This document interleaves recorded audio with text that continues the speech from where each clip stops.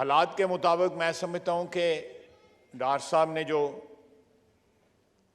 Attempt किया है वो ऑलमोस्ट इम्पॉसिबल था, जिसको उन्होंने मुमकिन बनाने की कोशिश की है। जो आम आदमी के हालात हैं इस वक्त, वो इससे बहुत बड़ा जो है अटेम्प्ट जो है या कोशिश जो है मांगते थे।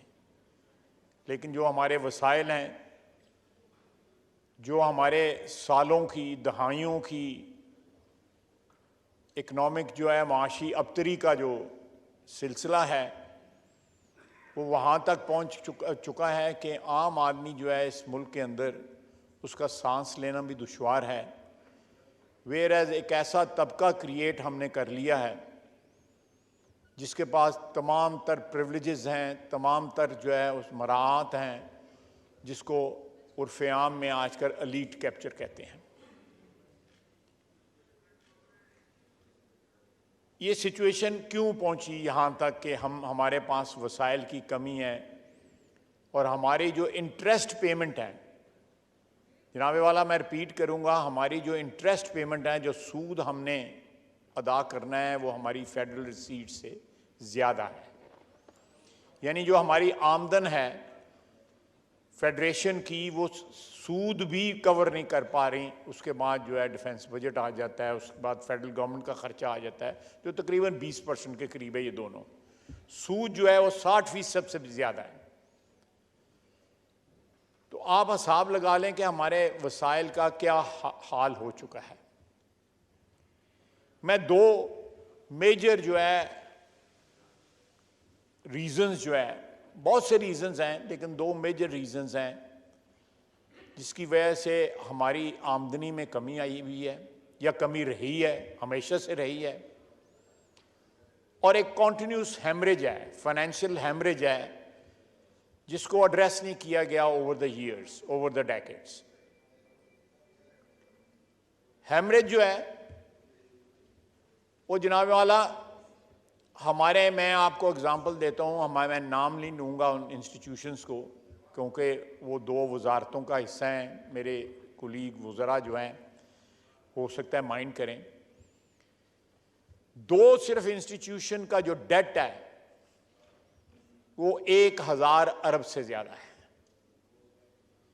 एक इंस्टीट्यूशन का जिसका तकरीबन 700 अरब है, इसमें से डेट जो है, उसके ऊपर 86 अरब रुपया सिर्फ इंटरेस्ट पे किया जाता है। दोनों ऑर्गेनाइजेशन जो है माशी डेफिनेशन के हिसाब से अगर उनकी तारीफ की जाए माशी तौर पे, तो दोनों एक्सट्रीमली सिक ऑर्गेनाइजेशंस हैं। उनकी जितनी जल्दी भी डिस्पोजल हो जाए इस मुल्क के लिए बेहतर है, लेकिन हम उनको कैरी कर रहे हैं अपनी निगलेक्ट की वजह से, अपनी बेहिसी की वजह से, अपने जो माशी हालात हैं उनसे बेखबरी की वजह से। बेखबरी तो मैं नहीं कहूँगा, सबको पता है कि हमारी माशी हालात क्या हैं। इस तरह और जरा टेलीफोन ही बात, मोबाइल फोन पे बात करना अलाउ नहीं है जी। ये हालात जो हैं ये कुछ छुपे हुए नहीं हैं। हजारों अरब रुपया जो है वो हमारे मुल्क में ऐसी ऑर्गेनाइजेशन को जिंदा रखने की कोशिश में सर्फ होता है जिनका जिंदा रहना जो है नामुमकिन है, या उनको जिंदा रख के उसमें पैसे पंप करना मैं समझता हूं एक क्राइम अगेंस्ट स्टेट है। आप crime against the state commit करते हैं जब एक ऑर्गेनाइजेशन जिसका कोई सिलसिला ही ना हो रिवाइवल का, और आप उसको पंप करते हो। और उसके साथ लूटमार का ये हाल है कि हमारे यहाँ पे गुर्बत मकाओ के लिए या गुर्बत ख़त्म करने के लिए जो है, जो ऑर्गेनाइजेशंस जो हैं, उन्होंने गुर्बत तो नहीं मकाई, गुर्बत तो ख़त्म नहीं की, लेकिन उनके चीफ ऑपरेटिंग ऑफिसर और चीफ जो CEO और COO जो हैं, चीफ एग्जीक्यूटिव ऑफिसर और चीफ ऑपरेटिंग ऑफिसर, उनकी 35 लाख रुपया तनख्वाह है। और वो अपनी पोजीशंस को प्रोटेक्ट करने के लिए उन्होंने स्टे ऑर्डर्स लिए हुए हैं। जनाब वाला, ये मुल्क जो है इसका एक एक बाल जो है वो कर्जे में जकड़ा हुआ है, और आप पॉवर्टी एलिविएशन के लिए जो ऑर्गेनाइजेशंस बनाते हैं उनमें ये इतनी इतनी तनख्वाहें देते हैं, क्या किसी को पता है? ये सारे जो बोर्ड्स बने हुए हैं मुख्तलिफ गवर्नमेंट ऑर्गेनाइजेशंस में, वो अपनी तनख्वाहें, अपने पर्क्स जो है खुद डिसाइड करते हैं, और एक लूट मार का बाजार जो है वो गर्म है, कोई पूछने वाला नहीं है। मैंने आपको ये जो ब्लीडिंग हो रही है हमारे पब्लिक सेक्टर के अंदर ऑर्गेनाइजेशंस की, पब्लिक सेक्टर्स में कॉरपोरेशंस की, उसका तो थोड़ा सा हाल बताया। उसके बाद जो हमारी इनकम का सोर्स है वो हमारा मेनली टैक्स है, जो रेवेन्यू जो है हमारा वो सोर्स है। मैं जनाब वाला, एक स्टडी है जो एक ऑर्गेनाइजेशन है, कल उन्होंने सरीना में एक अपना एक सेमिनार भी रखा हुआ है, उन्होंने ये स्टडी पब्लिश की है, IPOSS उनका उस स्टडी उस ऑर्गेनाइजेशन का नाम है। सर मुख्तलिफ, मैं डिटेल में नहीं जाऊंगा, मुख्तलिफ सेक्टर्स में जो टैक्स की चोरी है उसकी उन्होंने अमाउंट्स बताई गई हैं। सर रियल एस्टेट में 500 अरब रुपया जो है वो टैक्स नहीं दिया जाता, अगर वो टैक्स सही तरह अदा करें तो 500 अरब रुपया जो है आपके कौमी खजाने को जो है उसमें ज्यादा आएगा, उसको फायदा होगा। उसके बाद तंबाकू है। रियल एस्टेट में ऐसे ऐसे लोग हैं जिनका टेलीविजन के ऊपर नाम लेना जो है मना है, मसलन मलिक रियाज है, वो जो 190 मिलियन की डकैती है उसमें वो भी शामिल है। आप मलिक रियाज का नाम किसी टेलीविजन स्टेशन पे नहीं ले, चैनल पे नहीं ले सकते। 500 अरब रुपया जो है ना, 500 अरब रुपया चोरी हो रहा है अंडर इनवॉइसिंग और लैंड वैल्यूएशन के मद के अंदर जो है ना वो ये सारा पैसा चोरी हो रहा है। उसके बाद टोबैको है, 240 अरब रुपया चोरी हो रहा है। दो कंपनीज जो दोनों फॉरेन कंपनीज हैं वो 99% टैक्स पे कर रही हैं, और बाकी तमाम कंपनियां जो 40% हैं वो 1% टैक्स पे कर रही हैं, और वो लोग हमारी पार्लियामेंट में पहुंच चुके हुए हैं। ये टैक्स ना देने वाले या जो टोबैको की इंडस्ट्री में इलीगली गैर कानूनी तौर पे इन्वॉल्व हैं, जो डाका, इतना बड़ा डाका जो है हमारे टैक्स पे पड़ रहा है, अवाम के ऊपर पड़ रहा है, वो लोग पार्लियामेंट में मौजूद हैं, मेंबरान हैं। आपको भी पता है, आप मुझसे बेहतर जानते हैं, यही हाल है ना डेप्टी स्पीकर साहब। उसके बाद आप आ जाएं ऑटोमोबाइल और टायर्स में 50 बिलियन का जो है ना वो टैक्स चोरी है, 50 अरब रुपए की। ऑटो लुब्रिकेंट्स जो हैं 56 अरब रुपए की चोरी है। ये सारा उन्होंने आगे डिटेल भी बताया हुआ है कि किस तरह उन्होंने कैलकुलेट किया हुआ है। फार्मास्यूटिकल में 65 अरब रुपए की चोरी है। चाय की इंपोर्ट में 45 अरब रुपए की चोरी है। स्टील के सेक्टर में 30 अरब रुपए की चोरी है। इस सारे आगे उन्होंने जिस तरह चोरी हो रही है उसका तरीका भी बताया हुआ है, किस तरह ये लोग चोरी कर रहे हैं। सर रिटेल सेक्टर जो है हमारा, जिसमें जीएसटी है और इस किस्म का टैक्स जो है वो शामिल है, जिस तरह जनरल सेल्स टैक्स है, 2880 अरब रुपए की चोरी है। 2880 अरब रुपए की चोरी है। उसके बाद जो है यार्न में ये उन्होंने साथ लिखा हुआ है कि बिल्कुल ऑथेंटिक नहीं है, थोड़ा बहुत आगे पीछे हो सकता है रिटेल सेक्टर में और यार्न में, लेकिन बाकी उन्होंने ऑथेंटिक कैलकुलेट करके बताया है। इसमें यार्न में 222 अरब रुपए की चोरी है। सर इस तरह क्या कहते हैं कि गिनता जा और शर्माता जा। जिस मुल्क में जो है हजारों अरबों रुपए की चोरी हो रही हो रेवेन्यू के अंदर, वो कहाँ से हम बजट पेश करेंगे? मेरा ख्याल है मोहतरम इसाक डार साहब ने बड़ी बहादुरी का काम किया है कि उन्होंने इसमें रिलीफ जो है आवाम को दी है, लेकिन इसका हमें परमानेंट हल ढूंढना पड़ेगा कि जहां पे हमारे, आप देखें, आप यूटिलिटी स्टोर्स ले लें, आज से 50 साल पहले 55 साल पहले यूटिलिटी स्टोर जो है स्कीम लॉन्च की थी, उस वक्त के लिहाज से ठीक थी। अब वहां पे लोग गंदम लेने चाहते हैं, वो कहते हैं नहीं साथ साथ शैम्पू भी लो। कोई आटा लेने जाता है या कोई चीनी लेने जाता है, उसको साथ कहते हैं नहीं साबुन भी लो। एक स्कैम है जिसकी हम परवरिश कर रहे हैं, एक फ्रॉड है जिसकी हम परवरिश कर रहे हैं। इस तरह के बेशुमार फ्रॉड हैं पब्लिक सेक्टर के अंदर, हुकूमत के अंदर, जिनकी हम परवरिश कर रहे हैं, और हजारों अरब रुपया जो है वो ज़ाया हो रहा है। हजारों अरब रुपया, ट्रिलियंस ऑफ रुपीस। एक मकरूज मुल्क जिसका बाल बाल जो है बंधा हुआ है कर्जे के अंदर, वो उसमें ये हरकतें हो रही हैं कि पावर्टी एलिविएशन बोर्ड जो है उसके एग्जीक्यूटिव जो हैं, मैं आपको फैसिलिटी बताऊं तो परेशान हो जाएंगे। जो फैसिलिटीज हैं उनकी, यही गुर्बत खत्म करने के लिए जो लोग आ रहे हैं वो पहले अपनी गुर्बत दूर कर रहे हैं।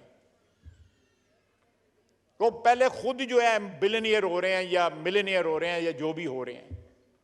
कितना बड़ा मजाक है इस मुल्क के साथ, और साथ उन्होंने स्टे लिए हुए। ये मेरा भाई बैठा हुआ है एजुकेशन मिनिस्टर।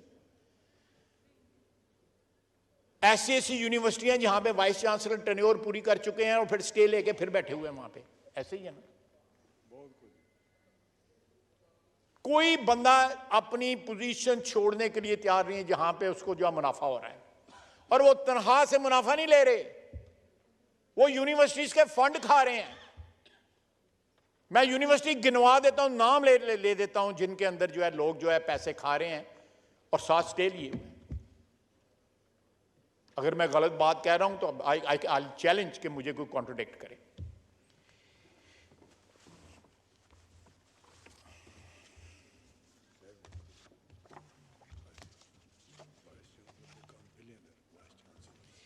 यानी मेरा भाई बता रहा है कि वाइस चांसलर जो है अरबपति बन गए हैं। यानी जो करप्शन कर करके जो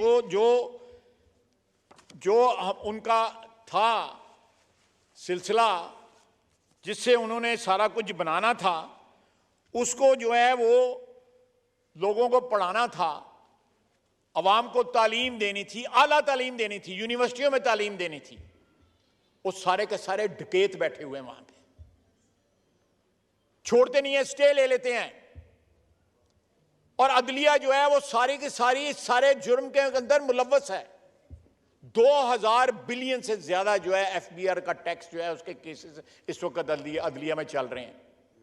कोई फैसला नहीं करता उसका, कोई फैसला नहीं करता उसका।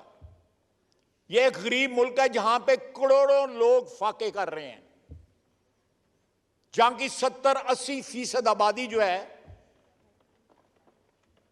जनाब डेप्टी स्पीकर, 70-80% आबादी जो है 3 वक्त का या 2 वक्त का खाना नहीं खा सकती। और वहां पे ये एलीट कैप्चर जो है उसने क्या क्या गुल खिलाया है। आप हिसाब लगाएं कि इस मुल्क के जो बड़े बड़े स्मगलर हैं, जो सामाने तायुश जो है अपने डिपार्टमेंटल स्टोर में बेचते हैं, वो हमारी ट्रेड बॉडीज के सबसे बड़े ओहदों पे बैठे हुए हैं। मैं नाम नहीं लेना चाहता, लेकिन सबको पता है। हमने उनको 1 साल की एक्सटेंशन दी है कानून के अंदर, दिलवाई। जो पहले इलेक्ट कराया गया, उनको जिस तरह इलेक्ट कराया गया वो भी हमें पता है। लेकिन दिन दिहाड़े जो अमीर आदमी जो है उसके लिए कोई कानून नहीं है, जो कोई कायदा नहीं है, उसके लिए कानून जो है उनमें तरमीमें की जाती हैं और आम आदमी को जो है जेल में डाल दिया जाता है। 5-5 हज़ार 10-10 हज़ार के लिए लोग जो है 6-6 महीने, साल 2-2 साल जो है वो कैद रहते हैं। अब किसी जेल से उठा के लिस्ट मंगवा लें कि वहां पे ये छोटी रकूम ना अदा करने के सिलसिले में कितने लोग कैद हैं। और ये डाके जो मार रहे हैं, सारे मुल्क में जो डाका मारा जा रहा है हर जगह, जिस तरह शादियों के ऊपर यहां पे पैसे खर्च किए जा रहे हैं,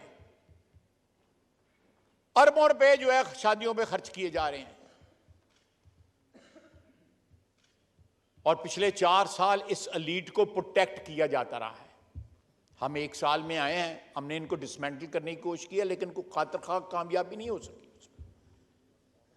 अल्लाह करे एक मुस्तहकम सियासी हुकूमत यहां पे कायम हो जो इन लोगों को टेक ऑन कर सके।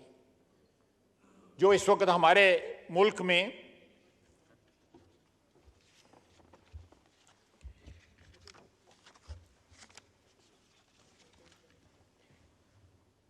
पूरा इस शिकंजे में हमारी मईशत उन्होंने ली हुई है। जब तक जनाब डिप्टी स्पीकर ये बुनियादी तब्दीलियां आप निज़ाम में नहीं लेके आएंगे, आप बजट, कोई ऐसा बजट नहीं पेश कर सकेंगे जो सरप्लस हो। कोई ऐसा बजट नहीं पेश कर सकेंगे जो तमाम आपकी 22-23 करोड़ आबादी के लिए जो है मनफियत बख्श हो, मुनाफा बख्श हो। नहीं पे कर सकते। आप हिसाब लगा लें कि आपकी फेडरल रिसीट्स जो है उससे जो है ज्यादा है, आपने सिर्फ इंटरेस्ट पेमेंट करनी है। आपके पास इस मुल्क के अंदर तमाम इमराज का इलाज, आपकी माशी इमराज जो है उनका इलाज मौजूद है, लेकिन विल नहीं है, क्योंकि इस सारे निज़ाम को एक ऐसे तबके ने अपने शिकंजे में लिया हुआ। आप मुझे बताएं,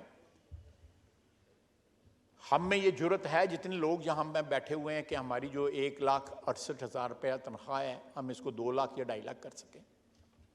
डिप्टी स्पीकर साहब कर सकते हैं? हमारे यहाँ पे 7 वाला अदारा है, 16 लाख रुपया तनख्वाह लेते हैं। चलें हमें चौथा हिस्सा दे दें, हम जुर्रत कर सकते हैं?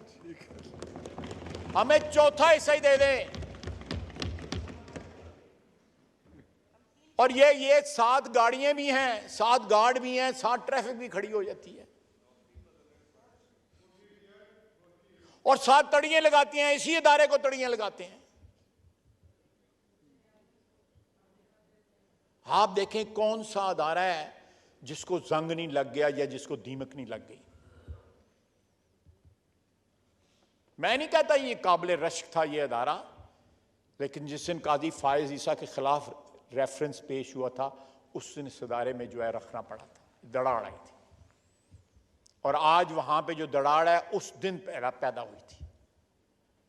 अगर इन लोगों को अपने अदारे की मोहब्बत होती, अपने अदारे के वकार का ख्याल होता, तो वो उस रेफरेंस के मौजूदगी में या उस रेफरेंस के इशू के ऊपर सच के साथ खड़े होते हैं, अदल के साथ खड़े होते हैं। लेकिन ना सच के साथ खड़े हुए, ना अदल के साथ खड़े हुए। और आज जो है, परसों उन्होंने फैसला दिया है कि 3-2 का फैसला ये है और 4-3 का फैसला ये है। इस तरह बातें दुरुस्त नहीं होती। हमारी जो तारीखी गलतियां हैं वो इस तरह दुरुस्त नहीं हो सकती।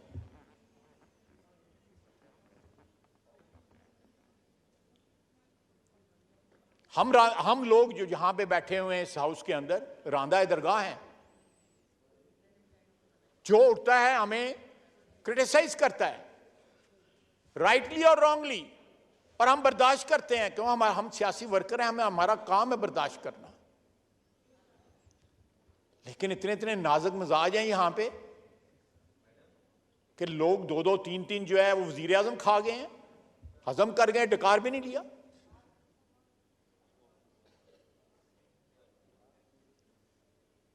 फांसी लगा दिया किसी ने कोई पीछे मुड़कर भी नहीं देखा, किसी ने माजरत भी नहीं की, तारीख से भी नहीं माफी मांगी।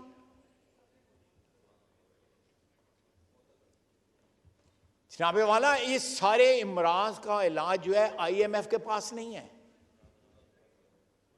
ना वर्ल्ड बैंक के पास है, ना पेरिस क्लब के पास है, ना हमारे जो ब्रादर मुल्क हैं जो हमारी मदद कर रहे हैं, या हमारा भाई चाइना जो हमारी मदद कर रहे हैं, उनके पास इलाज नहीं है। ये इलाज हमारे पास है। और जब तक हम इस इलाज को स्टार्ट नहीं करेंगे, ये दवाई जो है कड़वी नहीं खाएंगे, कि हम इस मुल्क में जो ऑर्गेनाइजेशन जो हैमरेज कर रही हैं, जो ब्लीड कर रही हैं 30-30, 40-40 साल से। मैं 1997 में प्राइवेटाइजेशन का चेयरमैन था, मुझसे पहले 1993 में जो है नवीद कमर प्राइवेटाइजेशन का चेयरमैन था। उस दौरान जो थोड़ी बहुत प्राइवेटाइजेशन हुई, अच्छी प्राइवेटाइजेशन हुई उस 10 सालों के अंदर। लेकिन बहुत से अदारे जो उस वक्त लिस्ट थे आज भी लिस्ट पे हैं, और जो लोग जो है जो डेड बॉडी से या उन मुर्दा अदारों से उनका गोश्त जो है नोच रहे हैं उनकी हड्डियों से, वो लगे हुए हैं। वो या स्टे ले आएंगे या अदलिया के पास चले जाएंगे। They won't let you privatise those institutions, the sick institutions जो एसओईज है हमारी, they won't let you do that. मैंने आपको बताया है कि आपके रेवेन्यू में कितनी बड़ी लीकेज है। मैं और लफ्ज नहीं इस्तेमाल करना चाहता कि 2000 अरब रुपए से ज्यादा तो केसेस पड़े हुए हैं अदालतों के अंदर, और ये मैंने आपके सामने 4-5 हजार अरब रुपए के जो है जो डाका पड़ रहा है, जो लोग टैक्स नहीं देते। आप चले जाए कोसार मार्केट, वहां पे दुकानें चेक करें, वो पाकिस्तान के गरीबों के लिए तो मैं भी वहां पे शॉपिंग करता हूं, पाकिस्तान के गरीबों के लिए तो वहां पे कोई चीज नहीं पड़ी हुई। आप चले जाएं ये बड़े बड़े डिपार्टमेंटल स्टोर, वहां पे पाकिस्तान की, और उन पे कोई टैक्स नहीं है। कंटेनर खुलते भी नहीं है, उसके अंदर कंटेनर के अंदर चाहे टैंक आ जाए, असला आ जाए, जो मर्जी आ जाए, कंटेनर का सौदा हुआ होता है। आप एक मुल्क में जहां पे आप जो है प्राइवेटाइजेशन करके अदारों को बंद करके, अगर को चल नहीं सकते, बिक नहीं सकते, बंद करके 2-3 हजार अरब रुपया साल का बचा सकते हैं। स्टील मिल जब प्राइवेटाइज हो रही थी तो 2-3 अरब रुपए की करप्शन का इल्जाम था, और प्राइवेटाइजेशन जो है अनल कर दी गई, उसको मनसूख कर दिया गया, उसकी तनसीख कर दी गई। और उसके बाद क्या हुआ? आपने 250-300 अरब रुपया जो है तनख्वाहों में दे दिया उसको मेंटेन करने के लिए। ये क्या कौम है हम? अदलिया का फैसला था। ये किस तरह सिलसिला चलेगा, ये किस तरह सिलसिला आगे बढ़ेगा? ये दो चीजें आप अपनी रेवेन्यू रिसीट्स जो है ना, आप अपनी दुरुस्त कर लें। चलें मैं 3-4 हजार अरब कह रहा हूं, 1.5-2 हजार अरब रुपया रिकवर कर लें, 1.5-2 हजार अरब रुपया चलें।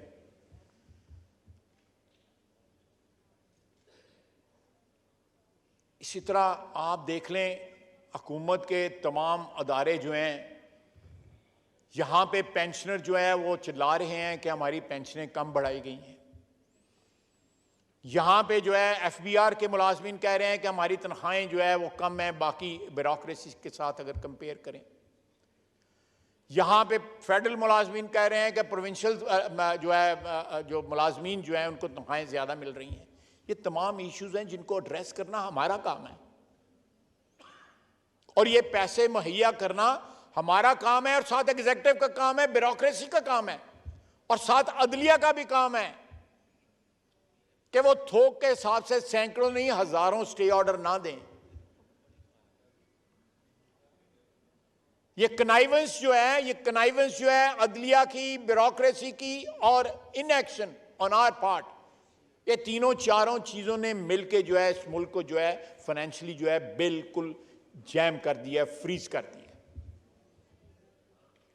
इन हालात में मैं समझता हूं कि ये बजट जो है किस तरह डार साहब ने इसको तरतीब दिया है। आज भी हमारे सर पे मंडरा रहे हैं बादल के IMF हमें प्रोग्राम देगा या नहीं देगा। एक न्यूक्लियर पावर, एक नाकाबिले तस्खीर दफा, बैरूनी दुश्मनों के अगेंस्ट हमें कोई खौफ खतरा नहीं है अल्लाह के फजल से। लेकिन जो अंदरूनी हालात हैं हमारे इकोनॉमी के, फाइनेंशियल हमारे जो हालात हैं, वो सबसे बड़ा खतरा है हमारा, सबसे बड़ा खतरा है। हमें कोई बाहर के दुश्मन से, हमारे सरहदों पे जो हमारे अफवाज खड़ी हैं वो, और हमारी फिजाओं के जो, हमारे पानियों की जो डिफेंड कर रहे हैं, वो डिफेंड कर सकते हैं, और उन्होंने किया है। लेकिन ये इकोनॉमी को जो अंदर जो हम दुश्मनी जो है अपने मुल्क के साथ कर रहे हैं, जिनमें तमाम तर अदारे शामिल हैं, तमाम तर, कोई ज्यादा कोई कम, और उसका ब्रंट जो है वो हम ले रहे हैं, हम सियासतदान ले रहे हैं। क्या किसी ने पूछा है? मैंने यहां ही इसी फ्लोर में कहा था, चीफ मिनिस्टर जो थे पिछली गवर्नमेंट के पंजाब के, उनका जो प्रिंसिपल सेक्रेटरी थे, वो अरबों रुपए लेके लंदन चले गए हुए हैं। किसी ने पूछा? यहां पे कोई सियासतदान जो है छोटा मोटा हाथ मार दे, खुदा न खास्ता, उसके इश्तिहार लग जाते हैं,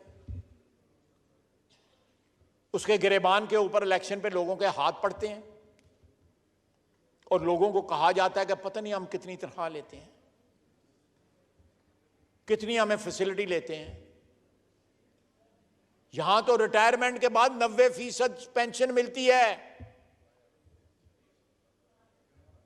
90% पेंशन मिलती है उसके बाद, रिटायरमेंट के बाद जो सैलरी जो होती है उसकी 90%, और 4-5 जो है। Order in the house please. Rana साहब, order in the house please.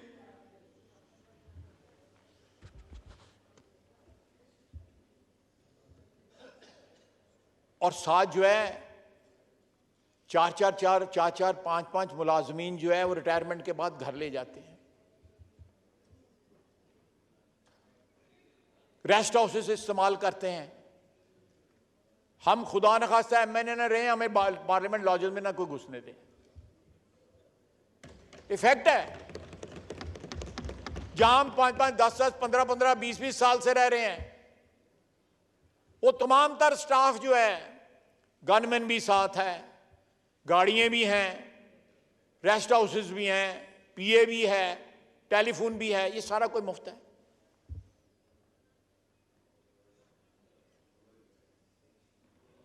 इस तरह तो दामाद भी नहीं रखे जाते जिस तरह ये हमारे ये लोग हैं ना।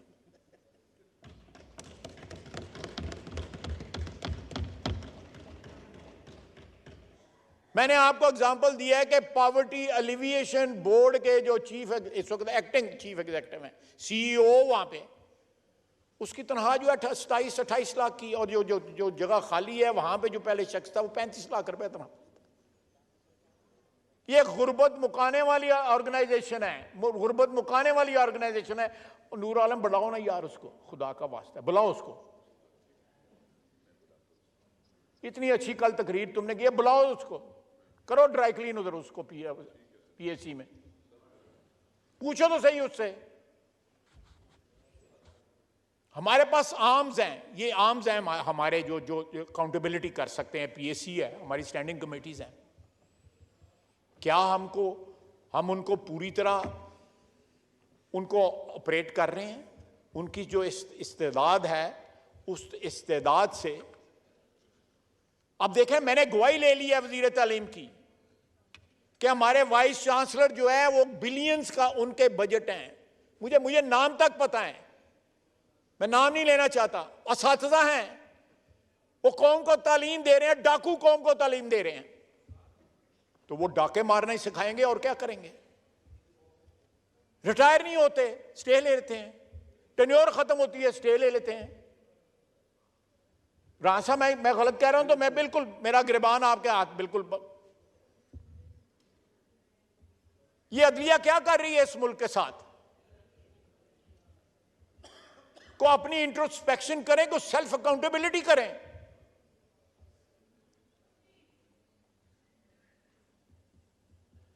जनाबे वाला, जब ऐसे हालात हों एक मुल्क के अंदर, इस किस्म की जो है परवर्जन हो, पॉलिटिकल, फाइनेंशियल एंड अदरवाइज, तो फिर जो है 2018 में जो कुछ हुआ फिर वो होता है, और फिर 4 साल जो हुक्मरानी यहां पे हुई फिर वो होती है, और फिर जो 9 मई का वाकया हुआ तो फिर वो उसके नताइज होते हैं कि एक शख्स जो है चंद हजार आदमियों के साथ जो है रियासत को चैलेंज करता है। और रियासत की रेट को चैलेंज करता है। वो कोई सियासी लड़ाई नहीं लड़ रहा, वो फ्रॉम विदिन जो है अटैक कर रहा है रियासत को। बगावत 9 मई को हुई यहां पे। कभी हमारी 75 साल तारीख में बड़ी बड़ी ट्रेजेडीज हुई, कभी किसी ने रियासत को चैलेंज किया? किसी ने रियासत को चैलेंज नहीं किया। पहाड़ टूट पड़े सियासतदानों के ऊपर, ट्रेजेडीज फेस की, लेकिन एक शख्स का इख्तिदार क्या छिन गया कि उसने कोशिश की कि रियासत को यरगमाल बना ले और टारगेटेड कल वो क्या कल उसने ट्वीट किया है, मेरा हाल ही परसों ट्वीट किया है कि ये सारा प्री प्लान था, ये सारा करवाया गया था। हम नाम लेना शुरू करें। आपकी 2 हमशीरगान वहां पे खड़ी थी, क्या वो भी इस प्लानिंग का हिस्सा थी? आपके वज़रा वहां पे खड़े थे कोर कमांडर हाउस के बाद। आपके वज़रा, आपके एमएनए जो है लीड कर रहे थे। जो मियां वाली में अटैक हुआ, जहां जीएचक्यू पे जो अटैक हुआ, वहां पे आपके वज़रा लीड कर रहे थे। वो जो कहता था अल्लाह को जान देनी है, वो लीड कर रहा था। ये कौन सी साजिश हुई है इमरान खान के खिलाफ जिसमें सारे उसके अपने आदमी हैं? एक भी करैक्टर नहीं है, एक भी करैक्टर नहीं है। सारी 9 मई के जो वारदात है उसके अंदर 3200, 32,500, 3,200 कुछ जो है लोग आइडेंटिफाई हो चुके हैं। अभी पूरे पकड़े नहीं गए, आइडेंटिफाई, उनकी शिनाख्त हो चुकी है।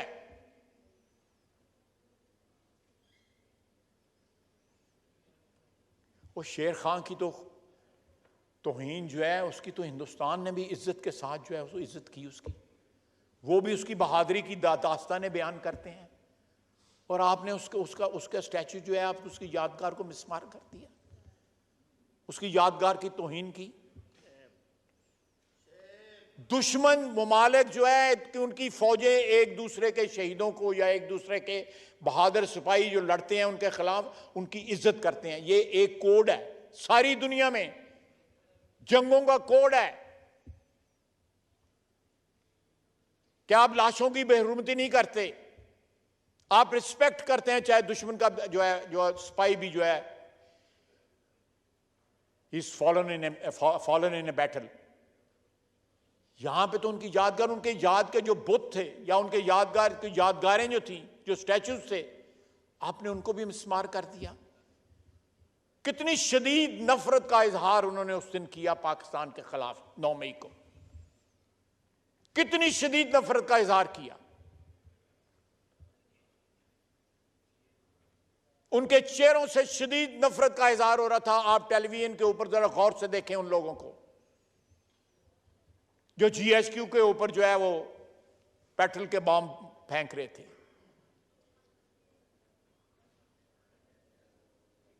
या जो वहां पे गालियां दे रहे थे कोर कमांडर हाउस के बाहर। आपके एहसासे, आपके दफाई एहसासों को अटैक किया गया। वो असासे किसी की मलकियत नहीं, वो कौम की मलकियत है। वो आपकी, मेरी, इनकी 22 करोड़ अवाम की हिफाजत के लिए वो असासे बनाए हुए। अपना खून पसीने के कुर्बान करके, उसको निचोड़ के, उसकी कॉस्ट के ऊपर वो असासे बनाए गए जिनको जलाने वो गए थे पियां वाली बेस, एयर बेस के ऊपर। ये कौन लोग थे? ये पाकिस्तानी नहीं हो सकते। जो 75 साल में हमारा अजली दुश्मन जो है, जो सोच भी नहीं सकता था कि वो ये अचीव करेगा, हमारे अंदरून जो दुश्मन बैठा हुआ था, जिसको हमने खुद जो है उस शाम को दूध पिला के पाला गया, और उसने 9 मई को डसा, इस कौम को डसा। जनाबे वाला, आप देखें कि क्या हुआ 9 मई को, कोई इंट्रोस्पेक्शन करे ये कौम जो है। वो कहता है मेरे साथ ज्यादती हुई, हमने उसको कहा था यहां से इस्तीफे दो। अगर ये असेंबली जो है पिछले 1 साल से अगर वो इस्तीफे ना देते तो यहां बैठे होते तो इस तरह चलनी थी जिस तरह 1 साल से चल रही है। क्यों नूर आलम? किसकी गलती है? उसकी अपनी गलती है ना। उसने दोनों जो हुकूमतें हैं वो हमारे हवाले कर दी, या इंटरिम के हवाले कर दी।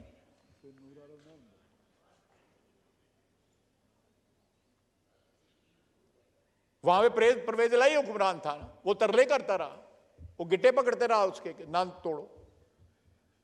केपी में भी तोड़ दी उसने, और फिर तीनों चीजों के लिए अदालतों में चला गया कि इस्तीफे भी वापस लो जी और असेंबलियां में हमारी हुकूमतें बहाल करो। तो मैंने कहा था यहां बैठा हुआ था, मैं नहीं यहां बैठा हुआ था कि कोई शर्म होती है, कोई हया होती है। वो आज भी फिक्रा जो है ना उसके ऊपर जो है ना सादिक आता है, फिट होता है बिल्कुल। कोई शर्म हया नहीं, सिरे से कोई शर्म हया नहीं। इतना बेशर्म, अल्लाह माफी करनी भाई कि लोग उसको सियासतदान नहीं कहते हैं ना, कि बरादरी हमारी में पिछले 75 साल में को पैदा हो।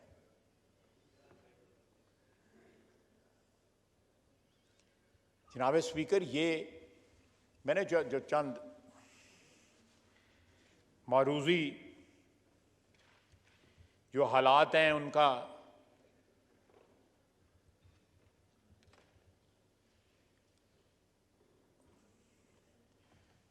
एक जायजा पेश किया है इस बजट के तनाजुर में। मैं फिर कहूँगा कि बजट एक ट्रांजैक्शनल इवेंट होता है, हर साल जो है आगे पीछे एडजस्टमेंट के साथ पेश होता है। बहुत बड़ा इवेंट होता है किसी भी मुल्क की इकोनॉमी में।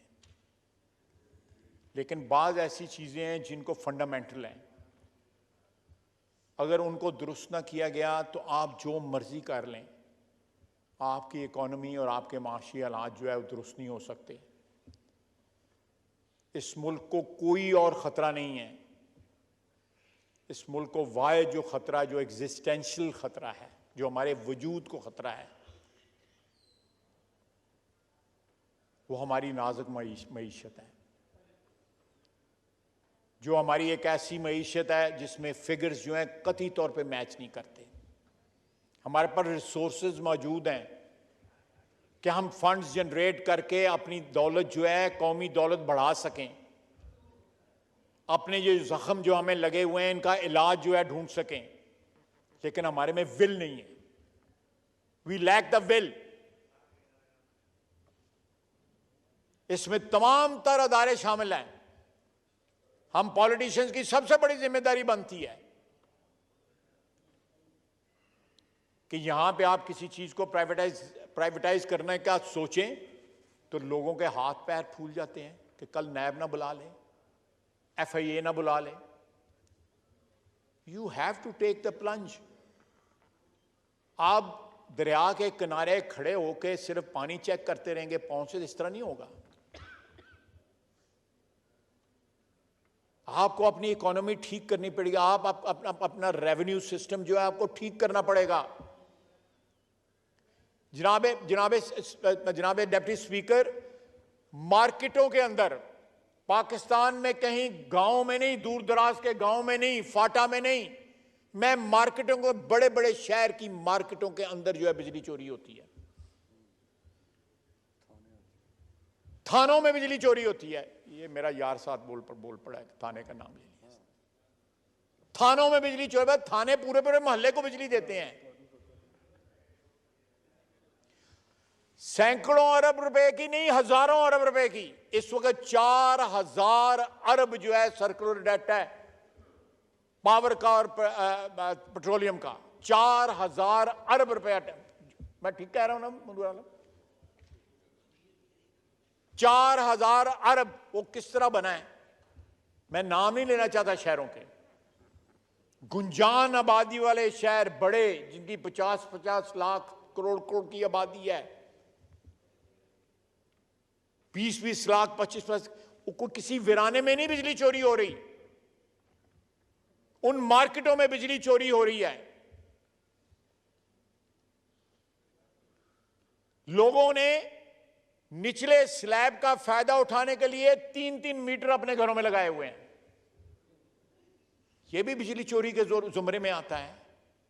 ये किसने चेक करना है जनाब स्पीकर? आपने चेक करने हैं या मैंने चेक करने हैं? ये हमारे सिस्टम ने चेक करने हैं। किस तरह 3 मीटर एक प्रेमिसेस पर लगे हुए हैं कि निचले स्लैब का जो है वो फायदा उठाया जा सके। हजारों अरब रुपया जब एक ऐसा तबका एक कौम के अंदर, एक मुल्क के अंदर पैदा हो जाए जिसकी एक्सेस हो कि वो बेईमानी कर सकता है, वो डाके डाल सकता है और वो बाज ना आए, तो उसकी 80% आबादी का वही हाल होगा जो आज पाकिस्तान की 80% आबादी का हाल है कि लोग बीमार हो जाते हैं, मौत का इंतजार करते हैं, इलाज नहीं करा सकते। लोगों के हाथों में बिजली के बिल हैं, बिजली के बिल नहीं अदा कर सकते। वसाइल नहीं है लोगों के पास, वसाइल पे चंद लोगों का कब्जा है जो शादियों पे करोड़ों अरबों रुपया जो है अपने गेस्ट जो है बुलाते हैं, जो जोड़े दुल्हनों के जो है 2-2 करोड़ रुपए बनाते हैं। जब इतने इम्बैलेंसेस आ जाए किसी सोसाइटी के अंदर, वो सोसाइटी सरवाइव नहीं करती। जब इतना तफावत आ जाए किसी कौम के अंदर, किसी मुल्क के अंदर, खुदा न खास्ता वो जिंदा नहीं रह सकता। ये वेकअप कॉल है। ये बजट जो है, ये 1 साल जो गुजारा है हमने, 4 साल के बाद जो इनहेरिट किया हमने पीटीआई गवर्नमेंट से, डाकुओं और चोरों से जो हमने इनहेरिट किया है, ये एक वेकअप कॉल है। मैं आपको एक्चुअल बता रहा हूं। वजीर मुमलिकत खजाना यहां पे बैठी हुई है, उनको मैंने ये दिखाया है सुबह। She did not disagree with it.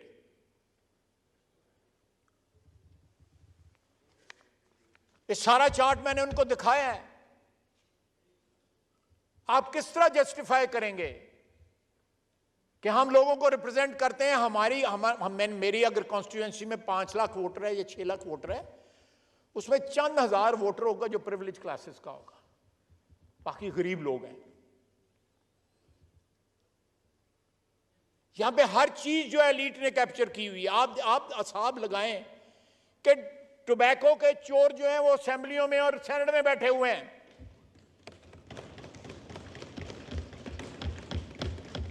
एक पैसा नहीं देते, एक पैसा टैक्स नहीं देते, 1 अरब रुपया टैक्स देते हैं।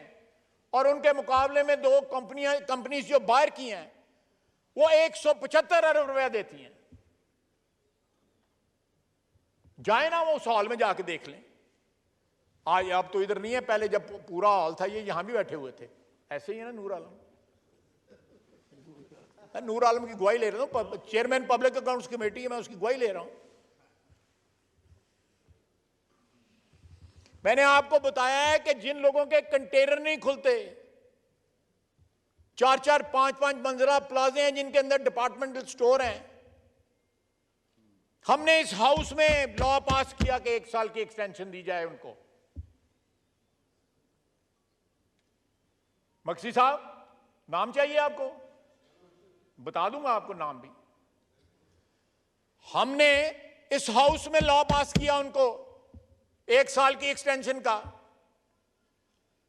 और 2018 का तो इलेक्शन रेग हुआ था, वो फेडरेशन का इलेक्शन भी रेग हुआ उसको प्रेसिडेंट बनाने के लिए। They are untouchables. You can't do anything against them. आप कुछ करेंगे, चारों तरफ से जो है आपके भी यलगार हो जाएगी। अगर आपके चारों तरफ से यलगार नहीं होगी तो अदलिया उनको रेस्क्यू करने आएगी और अदलिया उनको बचाने आ जाएगी। ये कैसा माफिया है? इस तरह ये मुल्क नहीं चलेगा, इस तरह ये रियासत नहीं चलेगी।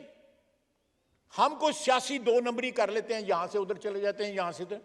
हमारा मीडिया रिकॉर्ड लगाना जो है बंद नहीं करता। वो मलक रियाज का नाम ही नहीं लेते। ये मीडिया का हाल है। वो मलिक रियाज का नाम नहीं लेते। हम भी जो है 190 मिलियन पाउंड में इमरान खान का नाम लेते हैं, मलिक रियाज का नाम नहीं लेते, जिसके अकाउंट में पैसे गए हुए हैं।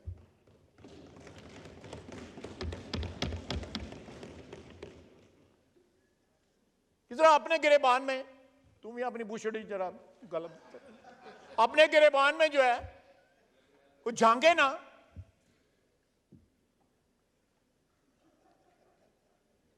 यहां पे डेप्टी स्पीकर ज्यादा मेंबर नहीं है, ये भी एक रिफ्लेक्शन है, ये भी एक रिफ्लेक्शन है। आप देखें, एक शख्स के मुतल्लक सारी दुनिया जानती है कि शख्सियत क्या है इमरान खान की, लेकिन there are people who accept him as a leader. ये एक इखलाकी गिरावट की निशानी है ना, ये ज़हनी गिरावट की निशानी है। It actually defines the state of mind in this country, the population of this country, or the elite of this country. और वो जो बाहर लोग बैठे हुए हैं अंग्रेजी बोलने वाले, वो कहते हैं हम रेमिटेंस बंद कर देंगे। और रेमिटेंस तो ये भेजते हैं, ये हमारे भाई जो बैठे हुए हैं जीसीसी कंट्रीज में। सऊदी अरब में 28 लाख पाकिस्तानी रहता है, यूएई में 18 लाख पाकिस्तानी रहता है, और बोलता कौन है? अमेरिका से को बोलता है, को कनाडा से बोलता है। जो यहां पे लाशें दफन करने आते हैं, अपने बड़ों की जायदादें बेच के वापस चले जाते हैं। यहां तो किसी को पासपोर्ट नहीं मिलता, वहां पे पासपोर्ट मिले हुए हैं उनको।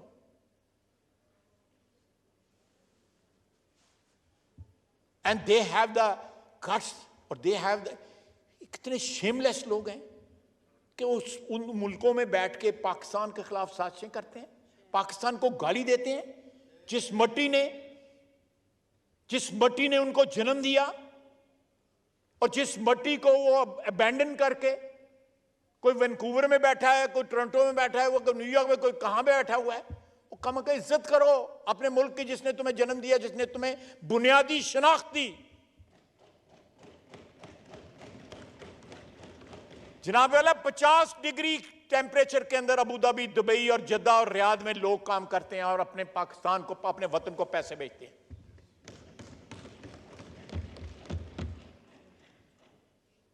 आज से बड़ी पुरानी बात है, बहुत पुरानी बात है, तकरीबन 40 साल पुरानी बात है। मैं गल्फ फेयर की लाइन में लगा हुआ था, एक्सेस बैगेज दे रहा था, तो मेरे साथ एक पश्तून खड़ा था, पाराचनाल का या टल का, कहीं का था, वो सालेखाना का था। 6000 दिरहम उसने जो है दिया, टैक्स दिया, वो जो एक्सेस बैगेज दिया। मैंने कहा यार ये गल्फ फेयर का आ जाते हैं, टिकट भी सस्ता है और ये एक्सेस बैगेज भी छोड़े हैं, तो तुमने ये कहते नहीं, मैं सारे डेरे के सामान लेके आया हूँ, 7-8 लोगों का आदमियों का सामान है, और मैं मिल के पैसे हम इकट्ठे दे रहे हैं। तो मैंने कहा फिर भी यहाँ तुम्हें पैसे बच जाते हैं। वो कहता नहीं, जो भी, मुझे जानता तो नहीं था, कहने लगा नहीं जनाब, मैं इसी जहाज पे जाऊंगा जिसकी ऊपर जो है पाकिस्तान का झंडा है। जब ये उठता है ना तो मेरा दिल इतना बड़ा हो जाता है। और मुझे वहां पे शर्म आई कि मैं सस्ता टिकट लेके गल्फ फेयर पर, ये लोग पाकिस्तानी हैं, वो लोग पाकिस्तानी जो वहां पे बैठे हुए हैं ना, they are not coming back. इन लोगों ने वापस आना है। ये ईद पे आते हैं, दोनों ईदों पे आते हैं, आगे पीछे आते हैं, बच्चे यहां पे हैं, वालिदैन यहां पे हैं, जायदाद यहां पे खरीदते हैं। और वो लोग आते हैं जायदाद बेचने के लिए जब मां बाप मरते हैं।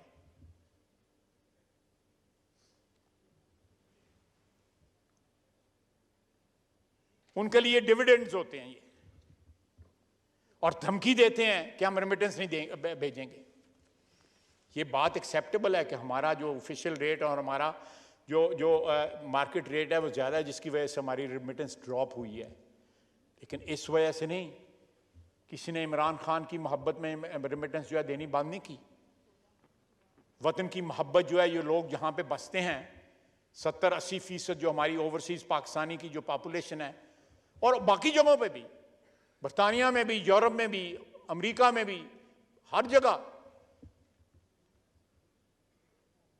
उनके दिलों में मोहब्बत है। तो पाकिस्तान की मोहब्बत है, इस मिट्टी की मोहब्बत है, इमरान खान की मोहब्बत के पीछे वो पाकिस्तान के साथ अपनी मोहब्बत को कभी कुर्बान नहीं करेंगे। आप देखें, आपका इक़्तिदार छिन गया, आप क्या क्या हरकतें कर रहे हैं। लोगों के बच्चे जो है उनको आगे लगाया है, अपने बच्चे जो है लंदन बैठे हुए हैं। कोई इन्वेस्ट करो ना, तुम भी इन्वेस्ट करो इसमें, सियासत में अपनी में लगाओ बच्चों को अपने इधर बुला के।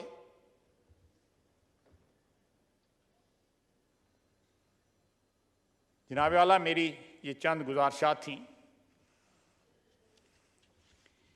मैंने कोशिश की है कि सारी जो एलिमेंट्स हैं हमारी नेशनल लेवल पे उनका अहाता करूं।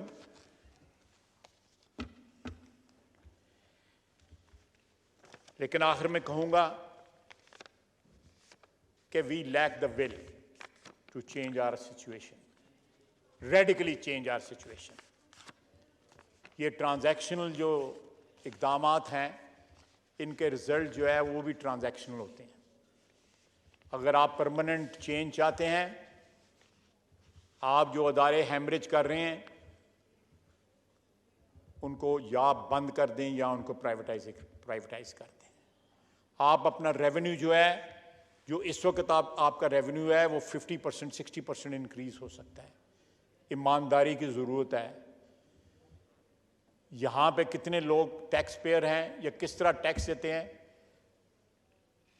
आप बड़े होटलों में जाएं, रेस्टोरेंट्स में जाएं, 30-30 हज़ार 35-35 हज़ार बिल देते हैं, लेकिन एक्साइज नहीं देंगे, GST नहीं देंगे। ये फंडामेंटल चेंजेस की ज़रूरत है, पैराडाइम शिफ्ट की ज़रूरत है। नहीं तो इस तरह हालात नहीं बदलेंगे। जो भी हो सकता था मरूजी हालात में, इन सर्कमस्टांसिस में, वो हमारी फाइनेंस डिवीज़न ने, डार साहब ने, हमारी बहन ने पूरी कोशिश की है कि उसमें रिलीफ दी जाए और रिलीफ मिली है। लेकिन हमें इस चीज़ का एहसास है कि वो रिलीफ जो है इनएडिक्वेट है, वो काफ़ी नहीं है। ज़ख्म जो है बहुत गहरे हैं, उनका इलाज जो है वो उसी तरीके से हो सकता है जो तरीका मैं बयान कर रहा हूँ। वमा अलैना इल्लल बलाग। शुक्रिया जी।